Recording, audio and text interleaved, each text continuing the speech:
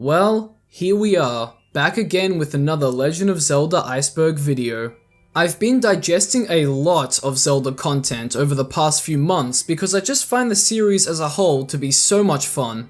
I've stated this in previous videos, but my favorite game of all time is The Legend of Zelda Majora's Mask. Can you even blame me?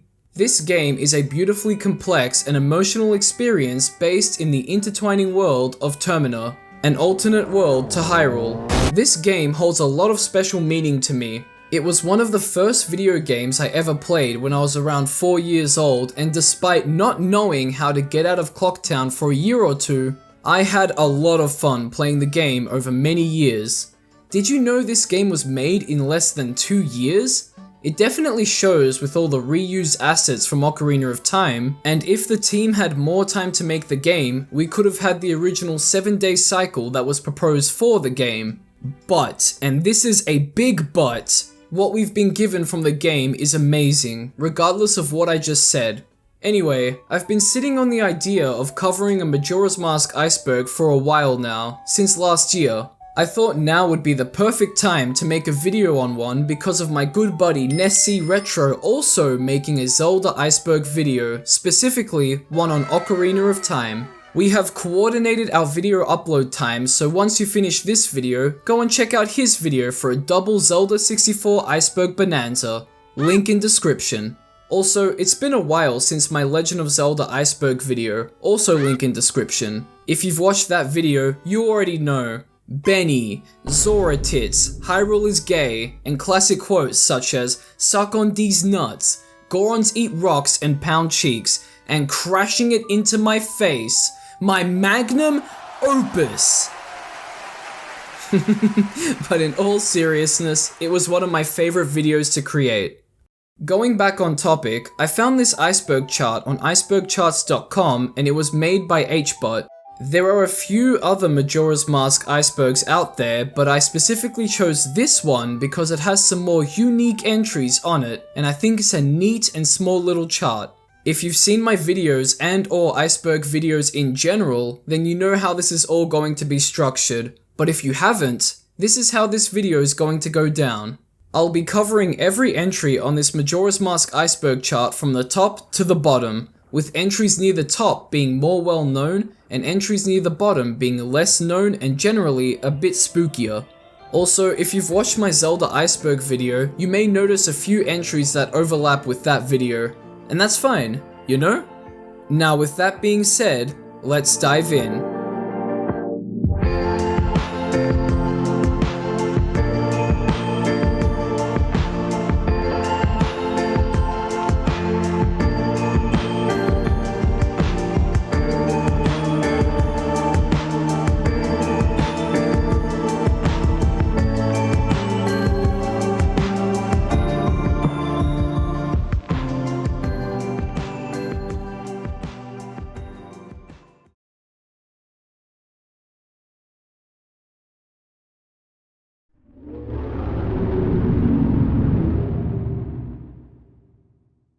Let's kick things off with a fan favorite creepypasta slash alternate reality game, Ben Drowned. This epic saga was created by Alex Hall, who is best known as Jaducible. This all first started on September 7th, 2010, and then was revived during early 2020 and concluded on October 31st, 2020. Ooh, spooky Halloween! Initially, the story followed Jaducible, a college student who went to a spooky garage sale and bought a copy of The Legend of Zelda Majora's Mask. Unlucky for him, he didn't know that it was a spooky copy. On this spooky copy lay an entity called Ben who haunted the cartridge and Jaducible. Ben took the appearance of the Elegy of Emptiness Link statue and haunted Jaducible. He has some pretty notable quotes like, "You shouldn't have done that," and "You've met with a terrible fate, haven't you?" Apparently, Ben is able to warp the dreams of the living to torture his victims, he can manifest himself in the real world for a short time, and can tamper with electronics through his spooky powers. Not long after posting about this on 4chan, Jaducible disappeared and Ben was released onto the internet. People think that Cleverbot is an example of this because you're able to ask Cleverbot, a bot you can speak to on cleverbot.com, "Who is Ben?" and it'll respond with, "Someone who drowned."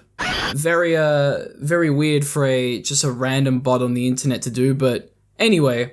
The fans of the story, wanting to stop Ben from spreading throughout the internet, did some research and found information on the Moon Children. This was a cult with terrible secrets and ties to Ben. As the story continued, various characters were introduced such as Rosa, Alex, and Sarah. These characters aimed to discover the truth behind Ben's murder, the people who were responsible for it, and the disappearances of those who got in their way. Typical creepypasta stuff, you know? This story is conveyed through video and text formats. You've been watching clips of it as I've been explaining the story. I remember as a wee youngin' stumbling upon the day4.wmv video and thought it was just some weird glitch showcase. That was until I continued watching more deducible videos and I was hooked. Very confused and kinda scared. I was a big baby who thought it was all real until I looked at a bunch of gaming forum posts of people saying, "It's not real." The fact that it took me so long to figure that one out. I also had Majora's Mask freeze a few seconds after using the Elegy of Emptiness, so that, you know, it didn't help. But that's Ben Drowned. If you have any stories of your experiences with the Ben Drowned creepypasta, let everyone know in the comments section. It's fun talking about this stuff. But we should move on to another entry, the death metaphors. This is a theory that I've shown distaste for in the past, and I still don't really like it because of how it shapes the narrative and stakes of Majora's Mask. Let me explain. So, the theory states that the game is about Link going through the 5 stages of grief, having to deal with his own death. Now, I've heard a few answers pinpointing when he dies, like getting lost in the forest, falling off of Epona, and falling onto the Deku Flower. Whatever the event was, Link just needs to be assumed as dead. So that leaves us with the rest of the theory, which states that each main area of the game is a stage of grief. Clocktown is denial, the Deku Palace is anger, Snowhead is bargaining, the Great Bay is depression, and Ikana Valley is acceptance. You can also argue that defeating Majora is also acceptance. Look, I can see where these themes are coming from. In Clocktown, a lot of people are in denial of the moon falling. In the Deku Palace, the king is angry because he thinks the monkey has made his daughter, the princess, go missing. Snowhead has Gorons pounding cheeks and bargaining for the snowstorm to end, and the Goron Darmani tries to end the storm. The Great Bay has Lulu lose her voice and enter a depressive state because of how warm and murky the bay has become. Her boyfriend Macau perishes here too. Ikana Valley has a lot of deaths surrounding it. Like, a lot. And some characters have to come to accept that. As stated before, Majora being defeated can also be a form of acceptance, but that's because the journey is over and the evil is defeated. But ultimately, no. Link isn't dead. The story on the game manual doesn't allude to that either. MatPat made a game theory video on it, and no! Bad! No! But in all seriousness, it's fun to theorize and create these connections in video games, and it adds a new twist to the stories we're given. You've met with a terrible fate. This isn't just something Ben says in the creepypasta. This was originally something the Happy Mask salesman said to Link when first talking to him in the game. Link was in his Deku form when this happened, so the quote suits. Honestly, it's a pretty eerie quote from a very strange and mysterious character. So, let's talk about the Happy Mask salesman. Not much is known about this important character. He was the owner of the Happy Mask shop in Ocarina of Time, allowing Link to borrow masks and complete the mask trading quests. What's very interesting is that the Happy Mask salesman claims to have been following Link. But how? And from where? I think he would have approached Link about Majora's Mask no matter what after Link's confrontation with Skull Kid. However, the mask salesman had the upper hand in the meeting, making a deal with Link because of the terrible fate. He does help Link once he gets his ocarina back, teaching him the Song of Healing, a song that heals troubled spirits and souls. The song heals Link of his Deku form, allowing him to willingly go to and from it, but he only healed Link thinking that he got Majora's Mask back, so that's nice, I guess. Link also uses this song to heal other characters, which gives him access to more masks, some of them being important to complete certain areas of the game. You can also use the song to put signs back together. Neat! Oh, and fun fact, the hero's shade in Twilight Princess is the same Link from Ocarina of Time and Majora's Mask. Baller. And another fun fact, the hero's shade teaches the Twilight Princess Link the Song of Healing. Beautiful. Speaking of songs, the Elegy of Emptiness. A song taught to Link by Igos du Ikana, the long-dead king of Ikana after he is defeated.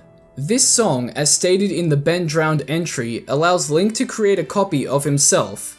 But Link can also create a copy of himself in his other race forms, so a Deku, Goron, and Zora form too. These statues are basically empty shells of those they're representing. They're also used to hold down pressure plates to use throughout the stone tower. Looking at these statues, they're quite creepy and look like they're representing each character before their deaths. Except Link's, because he's not dead. Stop! It's a very, strange detail to have, especially for a kid's game. Darmani being struck down, the Deku curiously looking, his identity will be revealed in the next layer. Now Mikau, dying with his guitar in hand, which leaves us with Link's statue. Very much so an empty shell of Link. It has a cheesy smile, polite posture, soul-piercing eyes, looks very cocky and has a lack of any humanity. It's missing the soul of the hero, the embodiment of courage.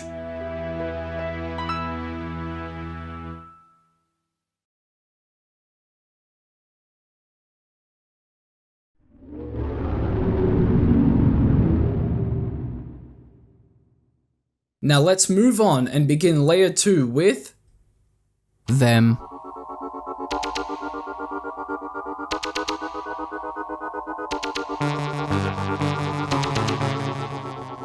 These ghosts can be found invading Romani Ranch on the night of the first day to abduct the ranch's precious Romani bred cows.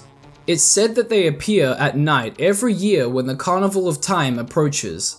The ghost design closely resembles the Flatwoods Monster, a West Virginian folklore. Link can help Romani and her sister Cremia with defending the farm, and Link gets Epona back to help out. Saving the farm nabs you another quest involving Cremia and Link being chased down by the Gorman brothers. Oh, and but what happens if you mess up defending the farm? Well, more on that later. Hehehe. Shoutouts to NEScRETRO. Deku Butler's son. Yeah, so this is the identity of the Deku statue Link can create using the Elegy of Emptiness. So, Skull Kid would have had to have taken his spirit, petrified the boy's body, and then transferred that spirit onto Link. In the end, the Deku Butler learns of this fate too, and he even tells Link that he reminds him of his son. No matter how many times Link turns back time, he can never save the Deku Butler's son. Question mark, question mark, question mark. This is a hand/arm thing that appears in a toilet area every midnight until 6 AM in the Stockpot Inn. Link can give it any item made of paper and it'll disappear with a toilet flush going off. And then the hand/arm thing reappears with a heart piece. Incredible! This dude also appears in a Skyward Sword side quest about a love triangle that turns into a love square when the hand gets involved. I don't know. Okay. This character is based off of Japanese ghost stories where a hand from inside a toilet grabs someone when they sit on the toilet. What? Something's gonna grab your balls in the night, then it's over. Majora, the Dragon. In the Majora's Mask manga, there's a bonus original story at the end that gives readers insight into how Majora's Mask was created. This is all non-canon, but really cool. So, Majora is a big dragon with magical armor that grants wishes. A warrior who looks a lot like the fierce deity approaches, and Majora thinks he wants the armor to grant a wish. The warrior says no, pulls out a damn drum and starts playing music. Majora began dancing and oh boy, Majora danced for 3 days and then died of exhaustion. The warrior stopped playing the music after Majora died, dabbed on his grave, took his magical armor but didn't wish for anything. Instead, he used the armor to carve out Majora's Mask. So there's a non-canon reason to Majora's Mask's origins and why it wants to end the world in 3 days. Trading Post Man. This guy runs the trading post by day, but at night, he runs the curiosity shop. Who would have guessed? Not the part-timer or the rest of Termina. It's the sunglasses. Who the hell invented sunglasses in Termina? He also lets Cafe hide in the curiosity shop back room so he can spy on the shop's activity, waiting for his stolen sun mask to appear at the shop. No, but seriously, who the hell invented sunglasses?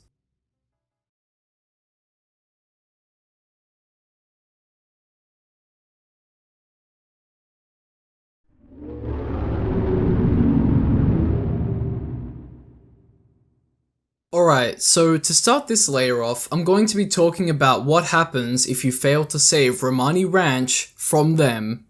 Lobotomize Romani. A lobotomy is a form of psychosurgery that involves severing connections in the brain's prefrontal cortex.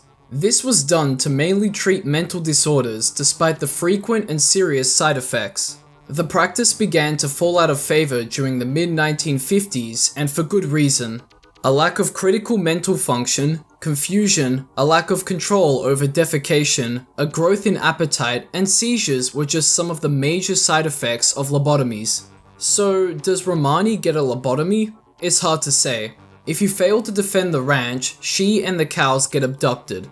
The next day, Romani will go about her day running around all confused, and you won't find her eating dinner with Cremia that night. On the third and final day, she wakes up and sits on a box acting all confused, and she won't eat dinner with Cremia again.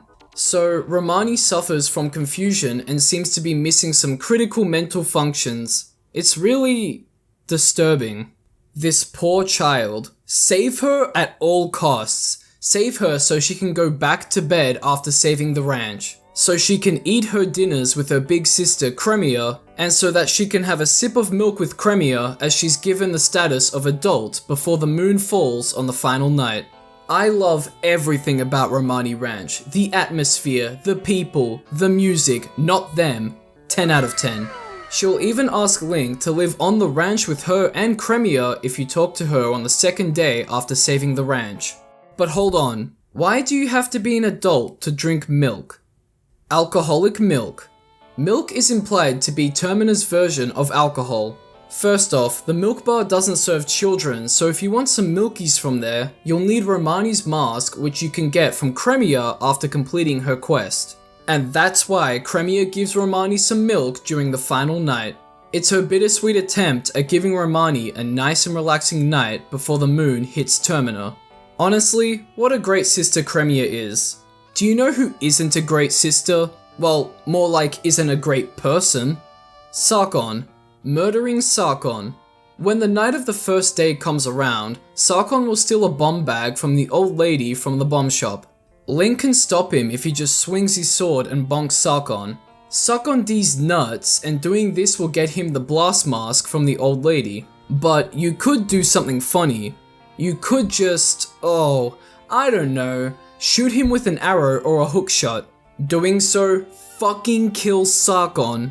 He blows up and that's that. Sarkon sucks. He's a freak. Children in the Moon. So once Link has gathered all 4 giants to stop the moon from falling on Termina, Link enters the moon. It's very nice and lush up there. I would recommend visiting for a holiday. There are 5 children up there for some reason, and they bear a pretty close resemblance to the Happy Mask salesman. They're also wearing the remains of each boss and Majora's Mask respectively. This whole inside the moon situation is very strange. Maybe it's a manifestation created by Majora's Mask? The Happy Mask salesman did find the mask, so his appearance here makes sense. Link can play with each of these children and it'll send him to a dungeon with the Majora's Mask child sending him to fight Majora. But before he does, he'll give Link the Fierce Deity's mask if Link traded in every mask in the game to the other children. He also mentions that they're going to play good guy vs bad guy, and Link is the bad guy. Majora's a little shit, acting like Link is the bad guy for ruining its fun. You know, it still baffles myself and so many other people to this day that you're given something so powerful to defeat the final boss. Is it to make Link feel bad? Is it just Majora giving up? Or does it know that it'll win even through its death? It wreaked havoc on the residents of Termina, destroying and torturing so many lives. Even if the evil had disappeared from the mask, the memories of everyone's grief will remain as Terminian history forever.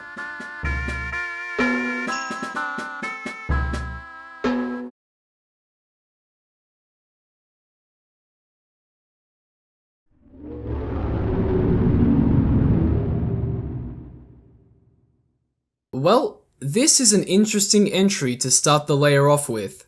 Cremia loves Anju. Cremia and Anju sitting in a tree.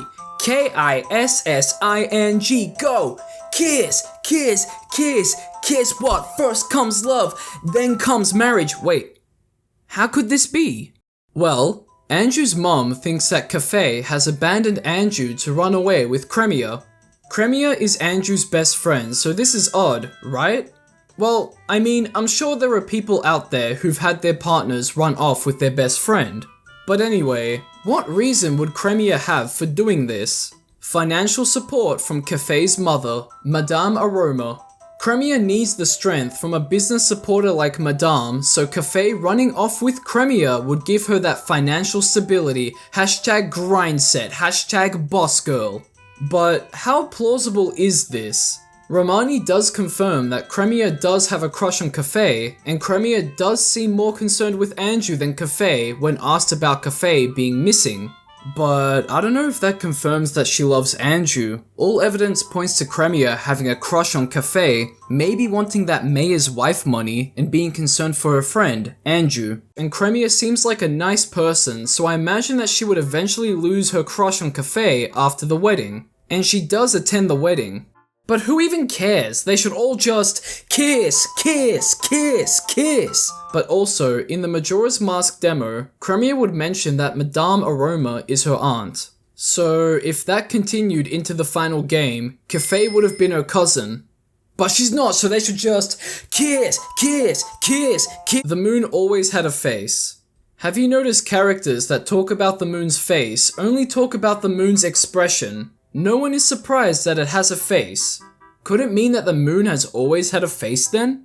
The biggest piece of evidence for this is the fact that the astronomer says the moon's tears are highly valued. A tear comes from an eye, and an eye is on a face. So isn't that something? The moon most likely had a face before Link entered Termina, but people's reactions imply that its facial expression is different. Maybe it's in pain? Scared? Upset? Maybe it just needs a kiss, kiss! More on that later. Majora's Cult. Its imagery is littered throughout the game. Firstly, we have the Majora's Mask blocks and balloons found in certain areas in the game. These were most likely placed by Majora's Mask to inhibit progression in saving Termina, so it doesn't seem to be a cult object. Although the balloons are a very, strange way to inhibit progression. But the imagery in the Stone Tower and Twin Mold's Arena gives evidence to this entry. When talking about blasphemy towards the gods, more on that later. If a group of people were worshipping Majora's Mask, who would it have been? It's unknown as to where Majora's Mask even came from. There's this massive theory about a mask cult that spans a lot of games in the series, so the knowledge of Majora's Mask could have been passed down from people of faraway lands, to Hyrule, and then to Termina. But what if Majora's Mask originated in Termina? But the happy mask salesman would have said so, unless he's lying to us. He does seem like the type of person to not give the whole truth about something. It's all very inconclusive and mysterious, but it does seem like Majora would have had a cult in Termina at some point.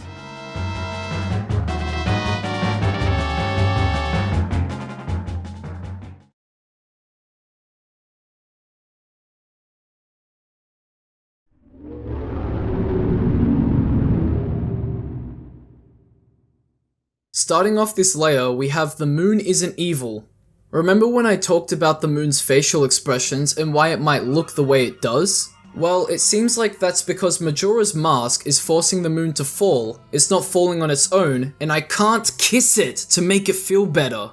It just makes sense. I mean, celestial bodies don't just fall onto other ones without some sort of intervention. But it makes you wonder, what relationship do the Terminians have with the moon, if there is any? Navi's death.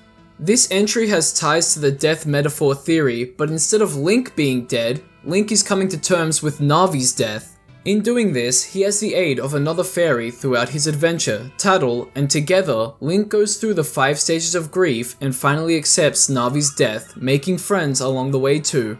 It's an interesting theory and it puts a small twist on things. You know who should never get a happy ending? NEScRETRO. These are weird enemies that resemble Gorons. A warped or twisted Goron, they do not eat rocks or pound cheeks. Instead, they'll attempt to roll into Link and explode when hit. Tattle will inform Link that they smell of gunpowder, so that explains the exploding. So, taking them out from a range is the smart move. However, when one dies, another one takes its place. It's even said that the NEScRETRO use their Goron-like appearance to fool their prey, implying that they're predators. Not gonna lie, when I first saw this enemy, I really thought it was a Goron, just some weird looking one. And, well, you can assume what happened next.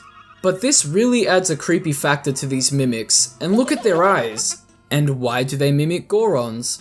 Just so uncomfortable.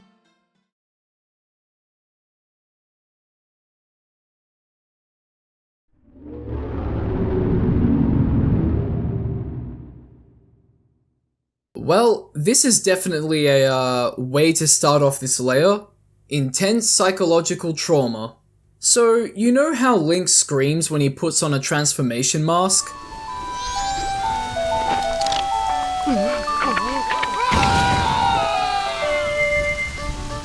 Not so fun fact, in a Twitter thread, an official Nintendo account role-playing as the Happy Mask Salesman claimed that the reason why Link screams during his transformations is because he's overwhelmed by the lifetime of memories within the masks, experiencing them all at once. Now that's something. I got this information from the Iceberg itself, so you're just gonna have to take my word on it because I cannot find the tweet. I wonder what they all went through in their lifetime. Happy Mask Salesman is dead. Good. This theory comes from the fact that the Happy Mask Salesman entrusts Link with finding and stopping Majora's Mask, and then he just disappears at the end of the game like he's some sort of ghost. Honestly, not much to it, but still a cool theory. It's like he couldn't move on to the afterlife without making sure the mask was safe in his hands. Stone Tower Blasphemy.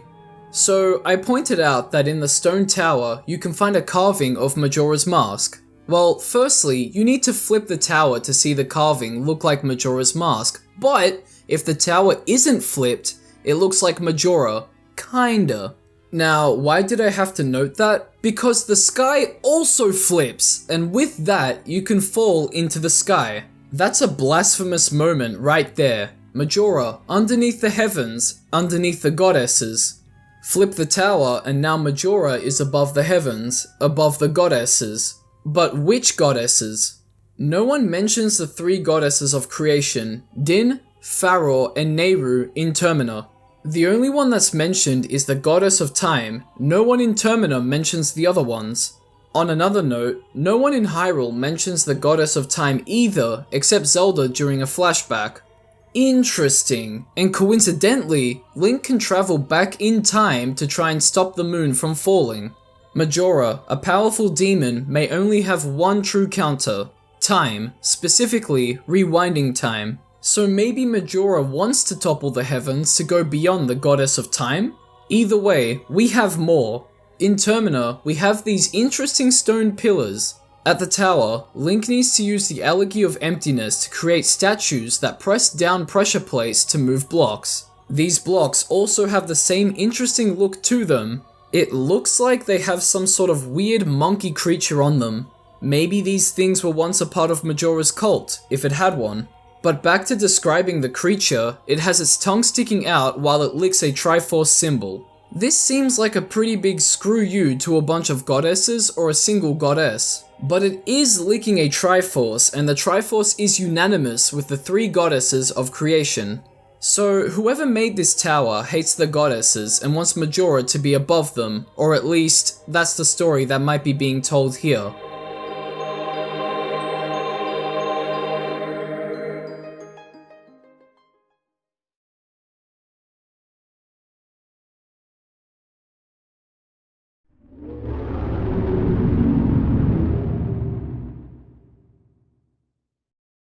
So, Happy Mask Salesman is Link's counterpart. What a way to start this layer off, huh? He teaches Link the Song of Healing and removes his curse to assist him in getting Majora's Mask. That's it. So I don't really see this theory holding much ground. We've seen a Link counterpart in Lorule and he looks exactly like Link, just in a shade of purple. The Happy Mask Salesman wears purple, but that's it. He doesn't look like Link. He also lived in Hyrule, so he might be native from there. He also went through a lot to get Majora's Mask, but who made it? The Twily made the mask.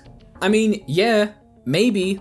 The main talking point to this theory is that the Twily have a powerful artifact called the Fused Shadow which looks similar to Majora's Mask, primarily around the eye area. Majora's Mask was used by an ancient tribe for bewitching rituals. Maybe the Interlopers, before becoming the Twily, were this ancient tribe that created Majora's Mask and it was forgotten by them over time. It's not the most out there Zelda theory, but I really like it, and it connects a lot of Zelda history together.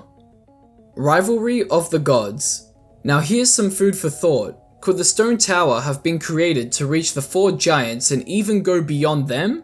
After all, the Stone Tower does share a big resemblance to the Tower of Babel. And why was the Tower of Babel built? To reach the heavens. This theory continues on about how the builders of the tower were going to use the stone mask to destroy the goddesses, but the goddesses flipped the tower. It seems plausible, especially the first few bits, but I don't know about the flipping part considering that it's also done through a mechanism in the tower. But you could say that the builders figured out how to unflip themselves and use the mechanisms. But the blasphemy entry implies that flipping the tower is symbolic of being above the goddesses. So why wouldn't they want that? It's always so fun to talk about this sort of stuff. What's been put in the game just gets my imagination going. However, we're almost at the end of this voyage. It's time to hit layer 8, the final layer.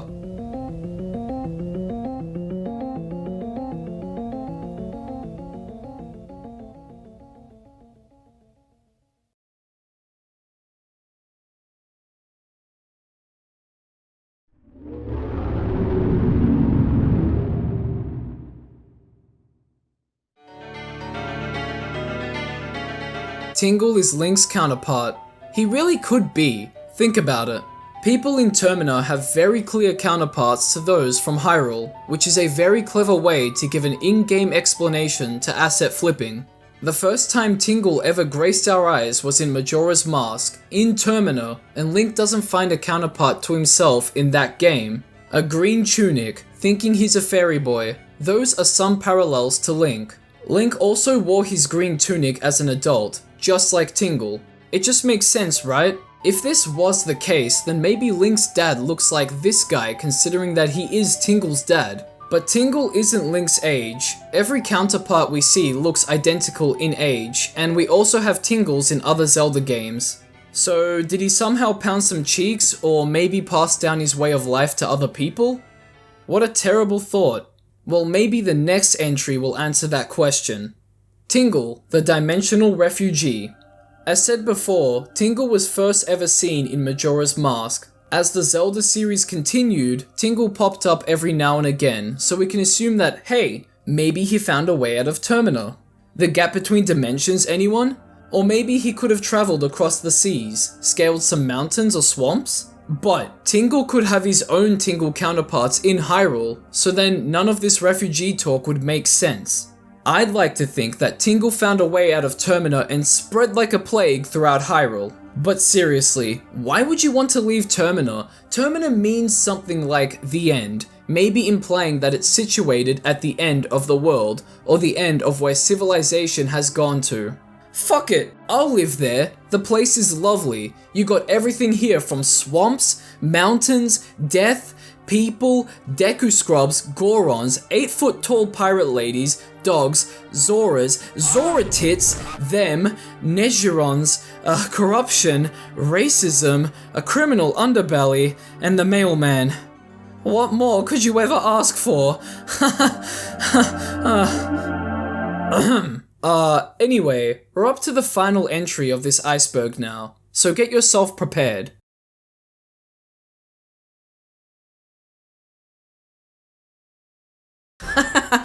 Got him! It's the joke. There it is. Every 3-day cycle is personalized. Ooh, what an iceberg staple. Thank you all for watching the video. But in all seriousness, kind of.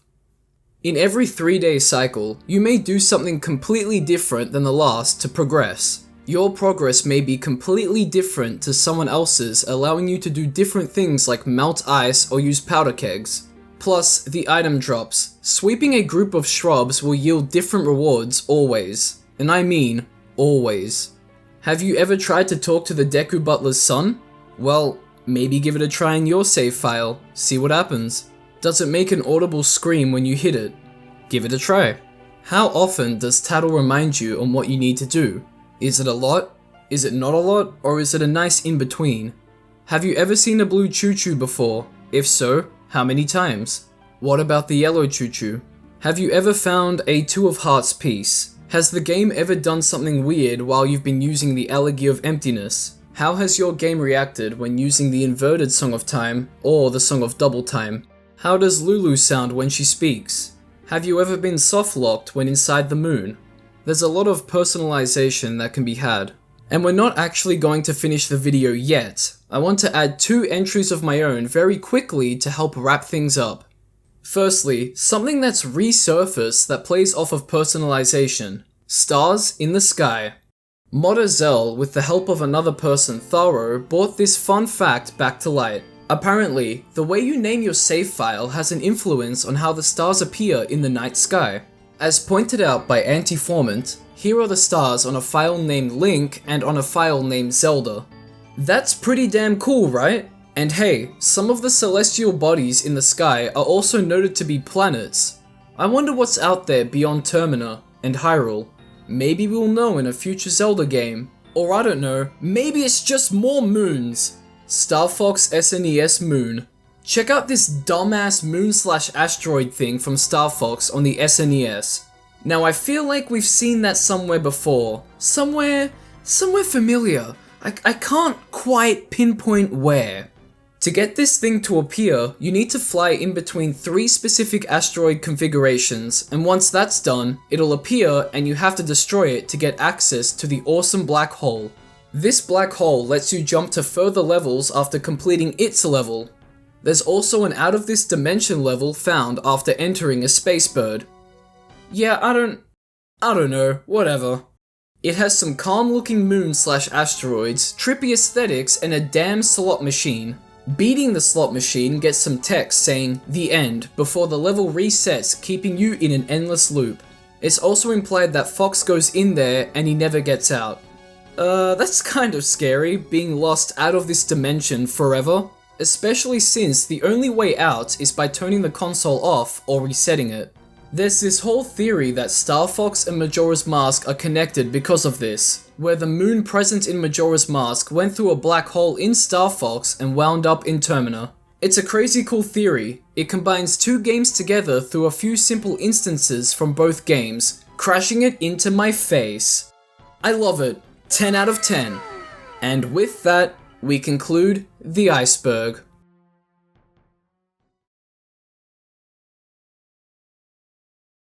This has been the Majora's Mask Iceberg, Conquered. Thank you all for watching. I really do hope you enjoyed the video because making this video was a lot of fun to do. I don't know what it is. The topic of Majora's Mask comes up and then I'm just having a blast talking about it. It's just such an amazingly emotional and intricately designed game, and hey, if you feel the same, hopefully you got your Majora's Mask fix here in this video.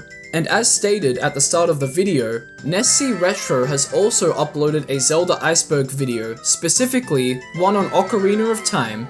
Hey, what can I say? We just wanted to cover more info on the Zelda 64 games through different icebergs, especially considering that NES also made an Ocarina of Time / Majora's Mask iceberg video too.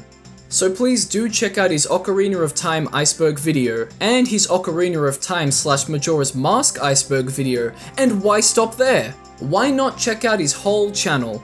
All of that will be linked in the description. And with all of that being said, thanks again for watching. More icebergs and other videos will be coming in the near future, and have a great day or night, whatever the time may be. Here we go. Got your girl's titty in my hand, her pants are down, I'm about to embrace. Cheeks are huge, well I'll be damned, crashing it into my face. Termina may as well be doomed, ass so big that time will displace. Clap them hard, the sound boomed, crashing it into my face. The final hours are coming soon, turn it up, let's hear the bass. I'm gonna be eating a moon, crashing it into my face. Mouth wide open, here it comes, time to devour, that is the case. Remember to also eat up the crumbs, crashing it into my face.